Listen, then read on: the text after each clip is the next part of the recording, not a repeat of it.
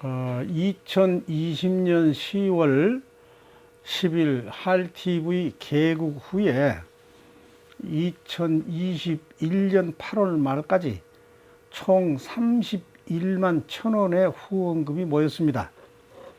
이후 8월 28일 이림께서 2,000원, 9월 8일 이연님께서 2만원, 전민님께서 2만원, 전진님께서 2만원, 9월 11일 최연묘선님께서 5만원, 9월 11일 서영님께서 2만원, 그래서 13만 2천원이 모였습니다. 그래서 오늘까지 총계가 44만 3천원입니다. 감사합니다. 여기서 9월 8일날 보내주신 이연님하고 전민님하고 전진님은 한 가족입니다. 그래서 3모자인데 하루 300원씩 2달 이상 기도를 해서 모인 돈이 6만 300원인가 얼마 되는데 이렇게 2만원씩 2만원씩 2만원씩 이렇게 보내고 지금 300원인가 얼마가 지금 남아있다고 그럽니다. 고맙습니다. 9월 20일 고혜님께서 10만원을 보내주셨는데 이 돈이 수자령 천도비인지 후원금인지 구별이 안 돼서 보관 중입니다. 연락처를 몰라서 카톡, 밴드로 연락을 여러 번 시도해 보았지만 성사가 되지 않았습니다.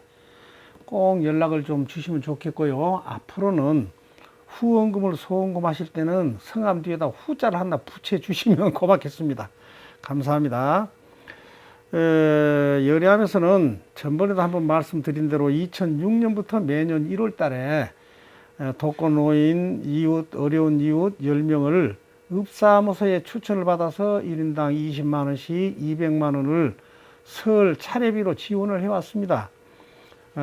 그리고 2012년부터는 매년 초파일날 가정형편이 어려운 중고 대학생 10명에게 1인당 30만원씩 300만원의 장학금을 지불해 왔습니다.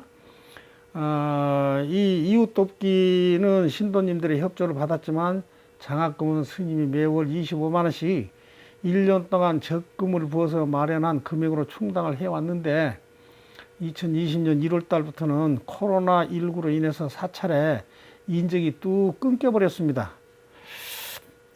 사람은 올바른 교육을 받아야 인간의 가치를 높여갈 수가 있습니다. 사람이 교육을 받지 못하면 짐승이나 침배가 없습니다.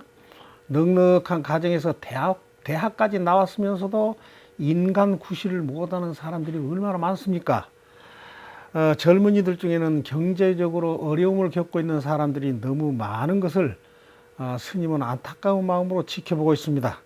그동안 여량 장학금을 받은 학생들이 성인이 되어서 다양한 분야에서 국가와 사회 발전에 이바지하고 있는 것을 보면 너무나 뿌듯하고 자랑스럽습니다.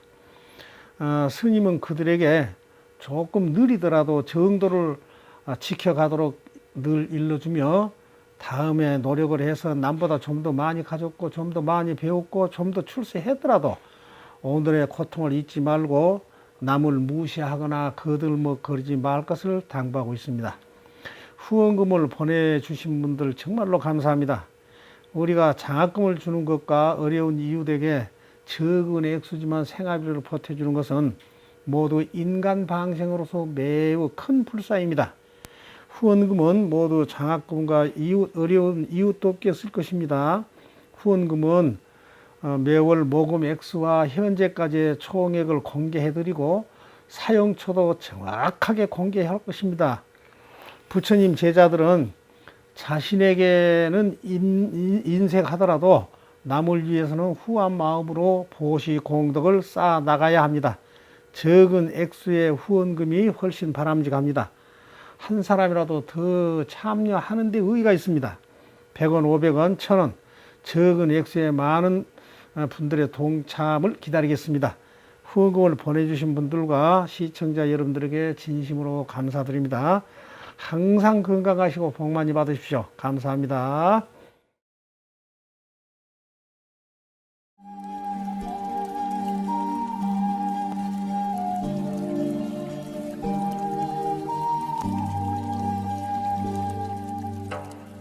여러분 반갑습니다. 지난주 법문에서 사민이는 나이 어린 여자 스님인데 자막이 나이 어린 남자 스님으로 잘못 나갔습니다. 사람이 하는 일에는 완벽이 없기 때문에 실수가 한 번씩 나오더라도 양해해 주시면 고맙겠습니다. 여러분, 먹으면 죽는 것이 분명하고 먹으면 먹을수록 죽는 것이 뻔한 줄 알면서도 안 먹을 수 없는 것이 있습니다. 그것이 무엇일까요? 나이입니다. 나이. 그리고 여러분들이 대변을 보러 화장실에 들어가시면 대변이 먼저 나옵니까? 소변이 먼저 나옵니까? 급한 놈이 먼저 나옵니다. 벌써 할TV 개국이 1년을 맞았습니다. 그동안에 시청자님 여러분들의 협조에 깊이 감사드립니다. 스님도 고생이 많았어요. 그동안에 쓴 원고량이 단행본 3권 분량입니다. 그러니까 제가 지난 1년 동안에 단행본 3권 썼다 이렇게 생각을 하고 있습니다. 오늘은 큰 스님들의 유언 몇 가지를 소개를 해 드리겠습니다. 소개에 앞서서 23일 수자령 낙태아 천도 30일 31일 합동 천도 접수 중입니다. 그리고 시조단지도 천도를 해 드립니다. 전화 상담 받고 있습니다. 구독이 붉은색이면 눌러주시고 좋아요도 함께 해주시면 고맙겠습니다.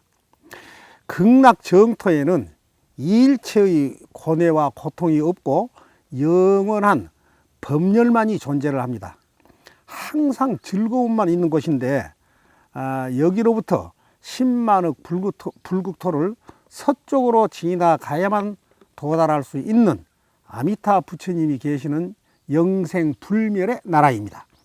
그곳에 가시려면 아미타불에 대한 지극하고 겸허한 마음이 있어야 하고 참된 진리를 믿고 언제나 작은 죄도 지치 않아야 갈 수가 있습니다.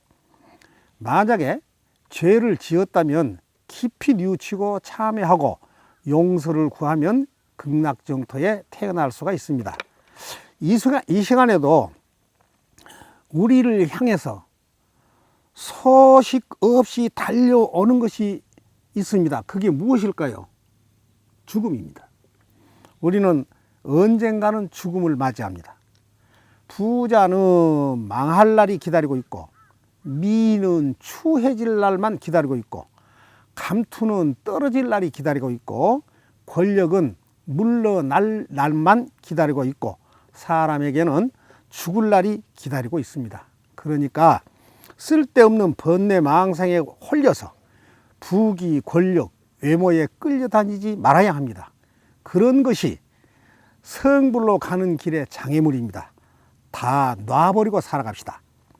세상에서 가장 큰 부자는 어려운 것에 돈을 쓸 줄 아는 사람이고 남들로부터 지탄받지 않는 사람입니다. 그래서 덕을 베푼 사람은 애롭지도 고독하지도 않습니다. 시간은 영원할 수 없고 만인은 죽음 앞에 평등합니다. 우리는 불시에 찾아올 죽음에 대한 준비도 철저히 해서 내생을 대비해야 합니다. 그 방법은 선한 공덕을 쌓는 길밖에 없습니다. 매 순간 참여하는 삶을 살아갑시다. 사람에 따라서는 나는 잘못한 것도 하나도 없고 올바르게 그냥 살아왔는데 무엇을 참여하라는 말인가? 할 수가 있습니다. 그런데 그런 생각이 들면 들수록 더욱더 참여를 해야 합니다. 왜냐하면 우리는 남들의 생명과 봉사로서 삶을 유지하고 있습니다. 그런데 어찌 티끌만한 잘못도 죄도 없다면서 선업 쌓기를 게을리 하겠습니까? 아무리 깨끗하게 살았다 하더라도 그것은 현생에서의 일일 뿐이고 전생의 수많은 죄업이 있을 수 있기 때문에 꼭 깨끗하다고 말할 수는 없는 것입니다. 사람은 태어나는 순서는 있어도 죽는 순서는 없습니다. 주로 연세 많은 분들이 많이 죽지만 가끔은 젊은 사람들도 많이 죽습니다. 가장 안타까운 것은 자식의 죽음 앞에서 망연자실한 부모의 모습입니다. 그래서 부모보다 먼저 죽는 것이 가장 불효입니다. 순서 중에 가장 잘 지켜야 할 순서가 죽는 순서입니다. 가족이 살아있을 때는 서로가 함부로 이렇게 대하다가 가족이 갑자기 급사를 하고 나면 그때서야 통곡을 하면서 애통해야 합니다. 이런 것을 보고 뒷북치고 있다고 하는 것입니다. 찬물도 위아래가 있죠. 그러니까 죽는 것도 순서를 지켜야 합니다. 부모님보다 먼저 죽어서는 안 됩니다. 또 부모님들도 자식의 죽음을 보지 않으려면 자식들의 육신과 건강 유지에 각별한 노력을 기울여 줘야 합니다.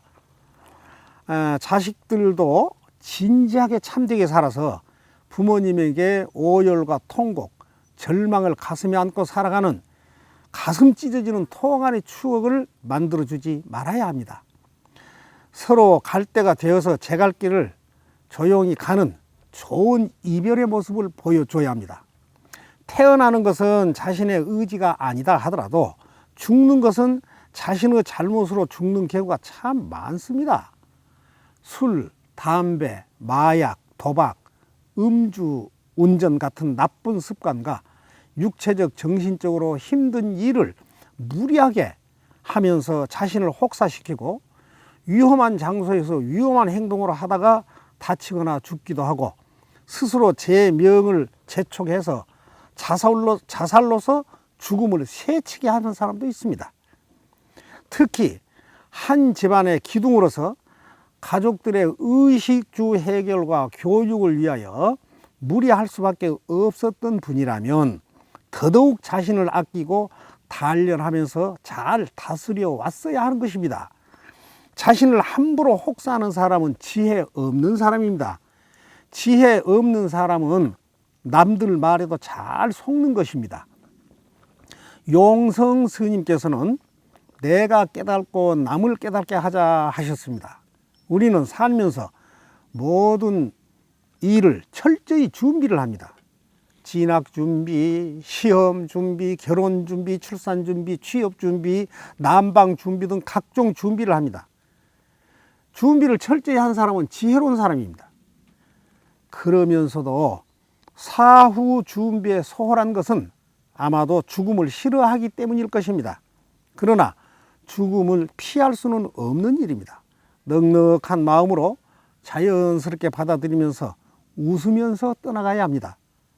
용성 스님은 1940년 4월 1일 초저녁에 대각사 조실방으로 제자들을 불러 모아놓고 나는 내일 떠나려고 한다. 그러자 제자들이 흐느끼기 시작을 합니다. 그러니까 스님께서 제자들에게 내가 떠나더라도 울지 마라. 곡도 하지 마라. 상복도 입지 마라. 다만 무상 대열반 원명 상적조만 암송해 달라. 이렇게 유언을 하십니다. 그리고 스님은 다음날 몸을 이렇게 앉아서 나지막하게 개송을 읊습니다. 모든 행위 떳떳함이 없고 만법이 다 고요하도다. 밭꽃이 울타리를 뚫고 나가니 산밭 위에 한가로이 누웠도다. 그리고 앉은 채로 평화롭게 열반에 드셨습니다. 그때가 세수 77세, 승납 61세 때였습니다. 여러분, 생각은 그저 생각일 뿐입니다. 배워서 알고 있으면 무슨 소용이 있겠습니까? 배운 것을 실천에 옮겨서 부모님 뜻도 어기지 말고 공부도 열심히 하고 운동도 열심히 하고 직장에 충실한 것도 효도입니다. 자, 그러면 이번에는 법정 스님의 마지막 유언을 한번 살펴보겠습니다. 마지막 유언으로 제자들에게 하십니다. 내가 떠나더라도 장례식은 하지 마라. 관도 짜지 마라. 평소 입던 무명 옷을 입혀라. 대나무 평상에 내 몸을 올리고 다비를 해라. 사리는 찾지 말고 탑도 세우지 말고 비석도 세우지 마라. 화장한 재는 오두막들 꽃밭에다 뿌려라. 그리고 그동안에 풀어놓은 말 빚은 다음 생으로 가지고 가지 않겠다. 내 이름으로 출판한 모든 출판물을 더 이상 출판하지 말라고 당부하셨습니다. 법정 스님 법구가 마지막 다비장으로 가는 길에는 관 위에 비구 법정이라고만 쓰고 평소 수하던 가사로 덮은 채 다비를 한 무소유와 청빈의 맑고 향기로운 삶의 마무리는 사람들의 가슴에 감동과 환희로 남아 있습니다. 이펜 스님께서도 왕생하시기 7일 전에 평소 기록하셨던 모든 글들을 전부 소각해 버렸습니다. 이것이 이펜 스님의 분서입니다. 그래서 이펜 스님의 저서는 현재 남아있는 것이 없는 걸로 알고 있습니다. 남아있는 것은 제자들이 다시 기억을 되살려서 나는 이와 같이 들었다는 것들입니다. 현생에서의 부귀 권력은 죽는 순간 모두 물거품입니다. 그 재산과 권력을 어떠한 자세로 어떠한 마음으로 갖게 되었는지가 대단히 중요합니다. 선한 방법으로 얻었다면 내 생의 복전으로 작용을 하겠지만 나쁜 방법으로 얻었다면 이는 내 생의 괴로움으로 작용하게 될 것입니다. 전라남도 장성군에 가면 텅 빈 비석이 하나 있습니다. 글씨가 하나도 없는 백비입니다. 이 비석은 조선조 3대 청백리로 명성을 날린 박수량 선생의 청빈한 삶과 그 정신을 반영하고 있는 비입니다. 아무런 공적 기록도 없는 비석이지만 참배객들의 발길이 줄을 잇고 있습니다. 비석에 온갖 미사여구를 기록해 놓아도 생전에 수행이 따라주지 않았다면 아무런 의미가 없는 것입니다. 이 비석은 사람이 어떻게 살아가야 하는가에 무언의 가르침을 주고 있습니다.